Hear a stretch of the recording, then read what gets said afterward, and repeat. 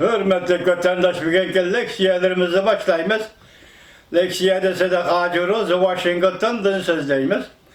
Bugünkü sılağa 2020 yıl 2. ayının 15. günü. Haftaya Şembe. Haftaki Şembe. Vaziyet doğrusu bir kelime. Bugünkü haberde Going oynamı dedi. Cungo Kompartiyası tügeçti, tügüdü, cumciyeli. Şundan qaraganda hazır Cungo Kompartiyası fakat resmiyetli üteş. Tügügenligi sebeplik resmiyetli üteşten ibaret bir vakit devri 40 geligi ispatlan. Bugünün sözleri işinip gülüvatımız, işinişimizin sebebi bunun sözleri hazır. Cungo reallığı da İşbadını rast bulup işbadını vatıdır. Şunu pügülletin, govingun şunu dedi, bugün silah geldik. Ya dem şunu dedi. Vatandaşlar, endi silah götkende bugün bu içe. Endi bunlar ciddi tema. Xevrana bak. Ötken yıl 9. ayının 20. günüden 30. güne geçecek 10 gün. Bütün Cungo'da tümür yol katnaş toktap gitti. Emniyeti içi bitildi. Mesela Müstemlike Uyguristan'dan yani Şinjan Uygur Abdunum rayonidan qozgalgan poyiz Xitayning ichki o'lkalariga qarab mangdi. Bularga besilganlar, o'ltirganlar, yuklanganlarning hammasi Uyg'urning o'g'il qiz farzandlari edi. Bugun nada? Ularning taqdiri nada? Xuddi shunda o'q chiqib bo'ladiki, qo'shlar Töneshke katta jangalga derdo halini bilmeydi hiçbir. Bu poyuz o'ltirganlar ichkari Xitoyga ketdi. Birinin qayaga, yana birinin qayaga ketganligini ikkinchi birisi bilmaydi. Ota-onasi bilmaydi. Hatta jahon, dunyo bilmaydi. Har qanday axborot organlarining bundan xabari bormi yo'q bu davlatlar aro? Bundan mening xabarim yo'q. Xitay Uygur farzandlarini ichkari Xitoyga ashundoq elib ketdi. Nada? Bu Uygur qizlari, Uygurning o'g'il yigitlari nada? Bu yoshlar nada? Uyg'ur.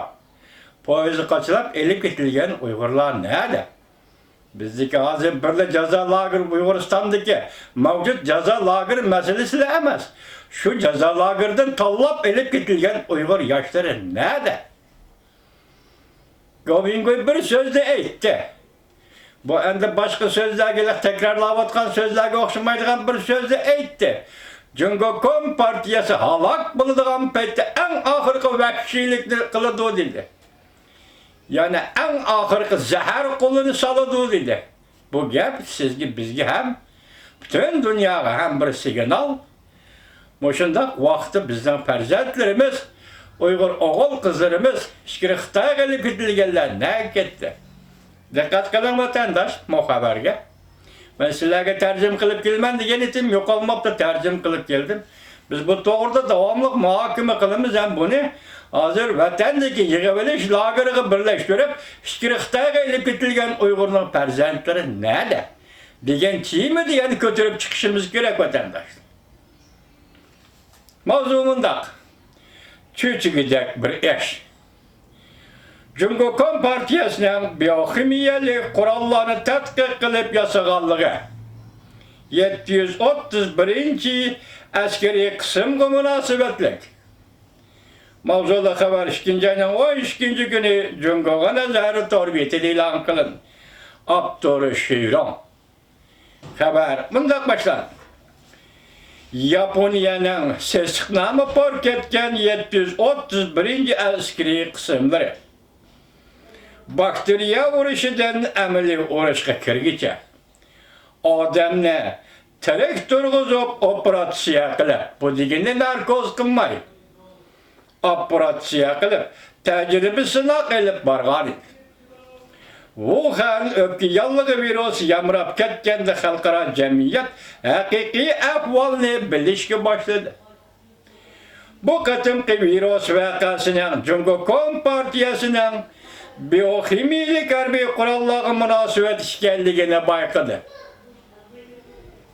kishini cho'chitadigan bir taraf shuki, ikki xil tadqiqotning kishilar bilib olishga tegishli munosabati bor edi. Masalan, navbat Xitoyning biokimiyalik tadqiqot, harbiy qurollarni tadqiq qilish tadqiqot turlari bilan ayni chog'da Yaponiyaning Kanton armiyasi Sharqi Shimolda qurib chiqqan biokimiyalik tajriba tadqiqot o'rni o'zaro bir-biriga munosabatli edi. Cho'chishga tegishli gap bu.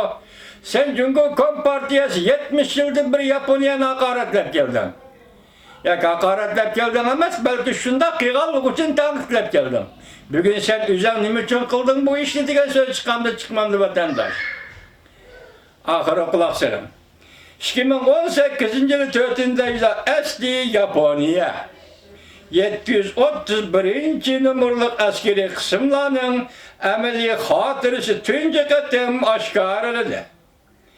Bu kısımdan 3607 nefer harbiy kişi dilova kirgizilgan.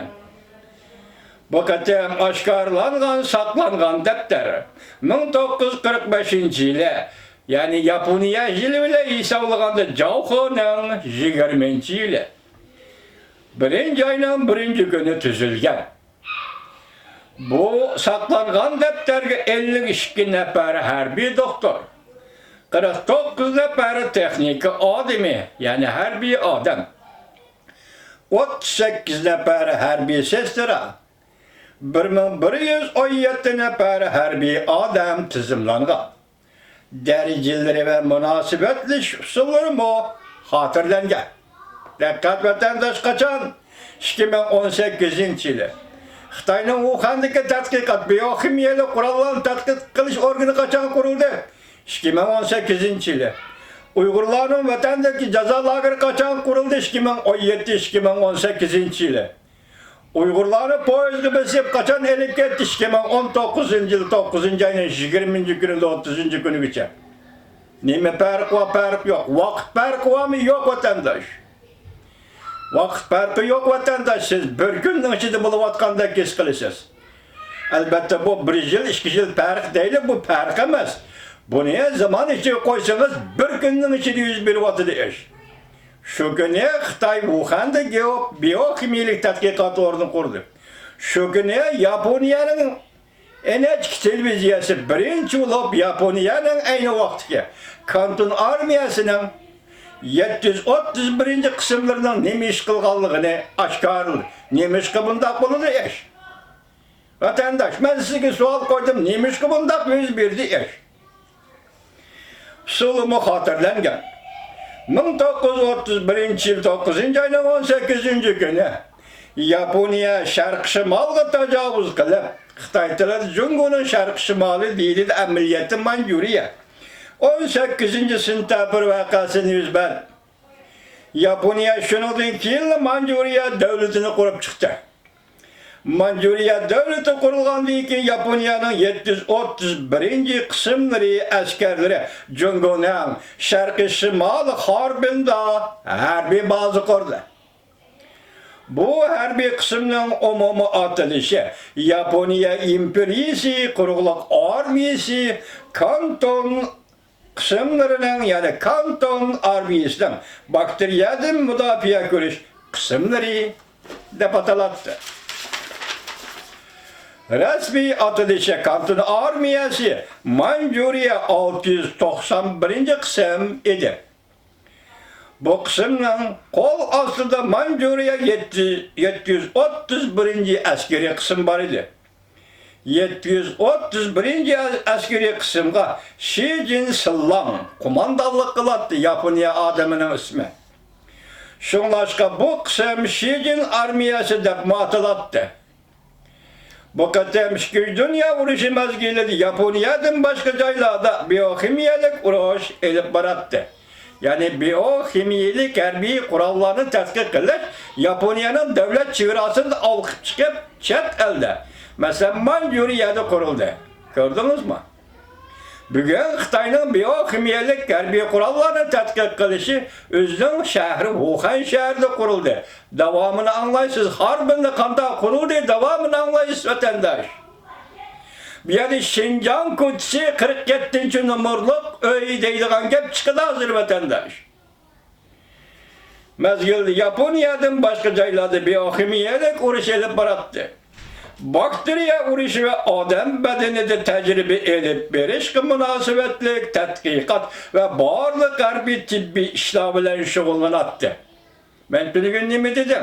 Xitayni siz çaşkanlı tecrübe kılıdı, maymunlu tecrübe kılıdı, praktik kılıdı, şaparanlı praktik kılıdı, tecrübe kılıdı da boylam size. Yak vatandaşı herkes. Xitayning bu zavodi yoki Xitayning bu tadqiqot o'rni qurilgan ekan, men kesib aytaman ki hozirgi ahvollardan buning Uyg'ur yoshlarini badanini praktik qilib, Uyg'ur yoshlar nemish qilib ketding javob ber. Onu özünün vatanida jinoyatchi bo'lsin, o'zining vatanida yotsin, nemish o'zining vatanidan olib ketding Xitoy Markaziy komiteti javob ber. Endi sen javob beradigan kun keldi. Kabinkoy nim dedi? Fakat resmiyet öteşte kaldı degandek sözüldü o. Jung diye Gongchendang dedi. Gongchendang ahırlaş dedi. Gongchendang tügeç dedi o. Şuna endi sen bunun cevap verdiğin eğilip ketken Uygurlar nerede? Uygur perzentleri nerede? Sen bunun cevap verdiğin fırsat geldi. Vakit geldi Cumhuriyet Kompartiyası. Nim bilen şuğunlattı adam bedenide tecrübe edip berişki münasebetlik aynı çağlı Japonya'nın tetkikat ve barlık harbi tibbi işler bilen şoğullanattı. 731. kısımdan